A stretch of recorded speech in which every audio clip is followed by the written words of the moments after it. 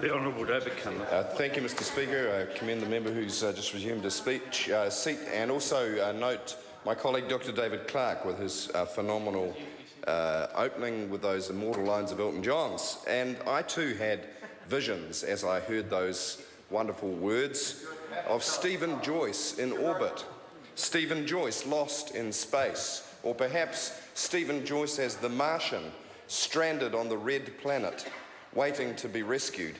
And I wondered, when Stephen Joyce falls to Earth, would he be a meteor or just space junk? I don't know, but these are the questions that will confront the House. I was thinking about the Muppet Show and pigs in space, but my mind turned then to Interstellar, where time seemed to slow down, and it reminded me of one of Stephen Joyce's speeches. And then finally my mind turned to Star Wars, and what character would Stephen Joyce be? And that was a hard one, because originally, sir, I thought of Darth Vader, of course, and realised that was already taken by Judith Collins. So it was possibly Chewbacca, because of his loquacious nature and the nature of the bill. Sir, right, this is a moment that I think we can all celebrate, because I think every New Zealander is excited, not only by the concept of New Zealand developing a particular niche as a very suitable launch pad for low-altitude satellites, but also celebrating the brilliance of Peter Beck and his Kiwi team. Now, I have to make a slight personal confession in relation to Peter. I have an old friend called Peter Beck, who was the Dean of Canterbury Cathedral, an Anglican priest. And in the very early days of hearing about Rocket Lab, I thought it was a hobby by that Peter Beck. Of course it's not, it's a different Peter, and when I met this Peter, I realised just how brilliant he is.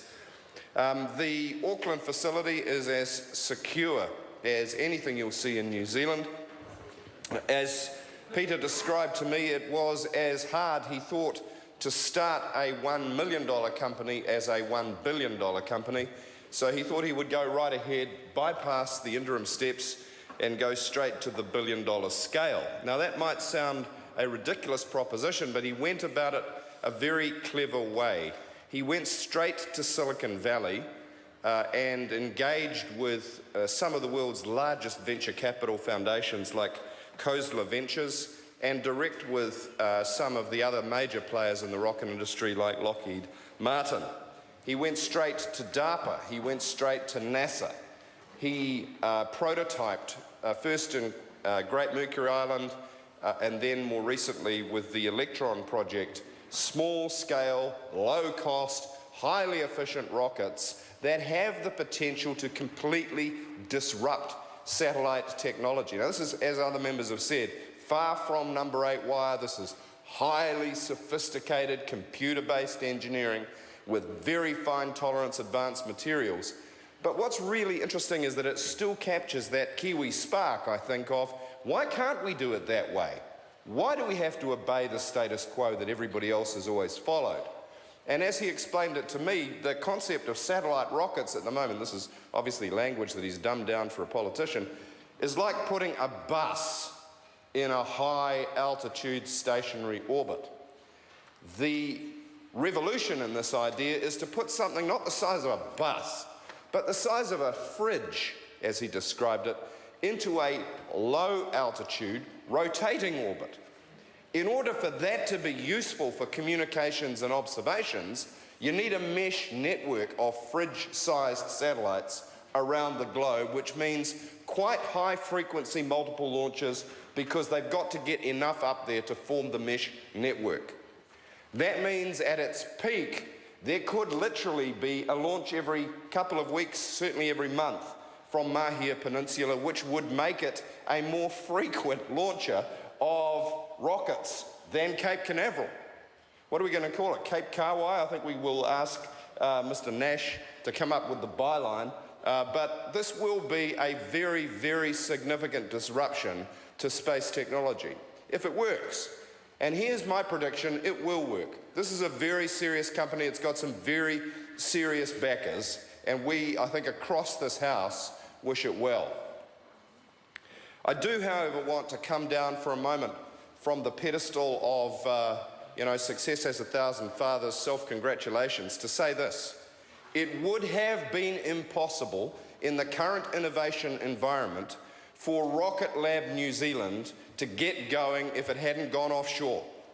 It is not technically now a New Zealand company. It is a US corporation that just happens to have a New Zealand domicile. There is not sufficient liquidity in the New Zealand innovation system for a scale project like this to get the backing it needs. Now, that's not to say that it's wrong that a highly specialised, large-scale project should go to Silicon Valley. I think it's a very smart move.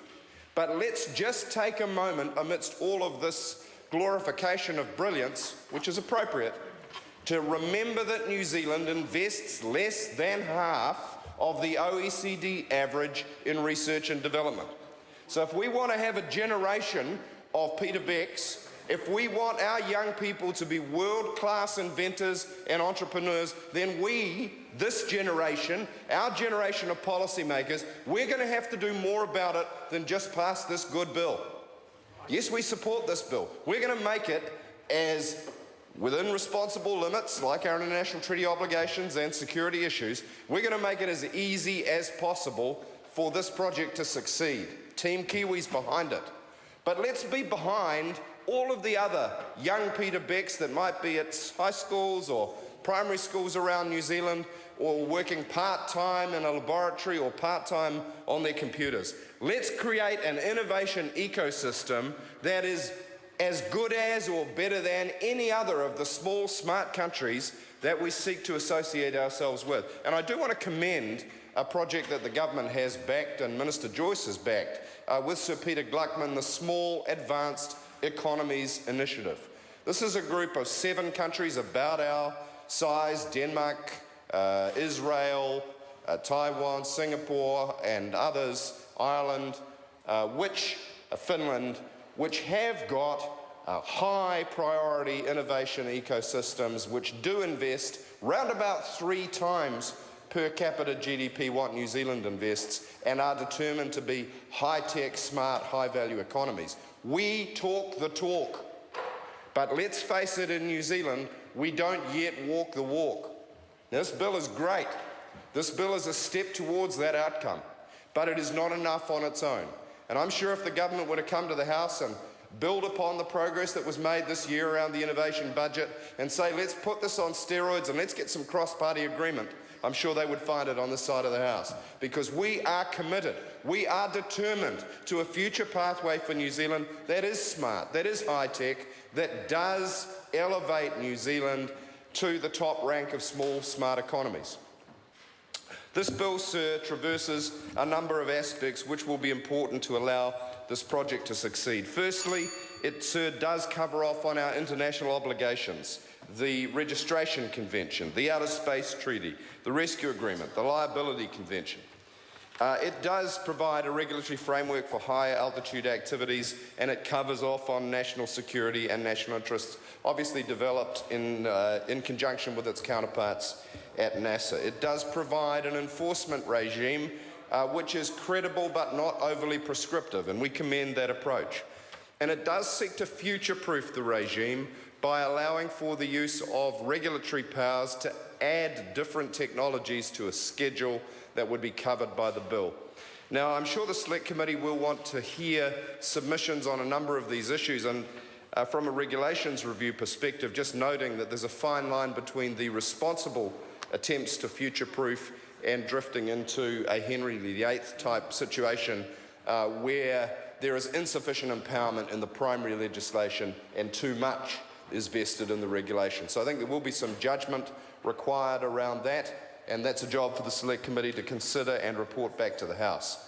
I commend the Minister. Actually, I've spent a bit of time in this House criticising the Minister, often in good humour, and he takes it well, and he works very hard. And I do want to say this: I think he's done a good job with this bill, and I think we are all in this House determined to see this project succeed as New Zealanders who celebrate New Zealand's success and very much welcome tall poppies doing great things on the world stage. So let's join together today. Let's put politics aside. Let's say that we are working together to create a common platform for a fantastic venture that has the potential not only to transform the regional economy, but to lift New Zealand to a very special short list of countries that are space capable. as Peter Beck would say, putting fridges in orbit, not buses. Thank you. The question is that the motion be agreed to. Those of that opinion will say aye. Contrary, no. The ayes have it. Outer Space and High Altitude Activities Bill, first reading. The question is that the Outer Space and High Altitude Activities Bill be considered by the Foreign Affairs, Defence and Trade Committee. Those of that opinion say aye. Contrary opinion say no. The ayes have it. I call on Government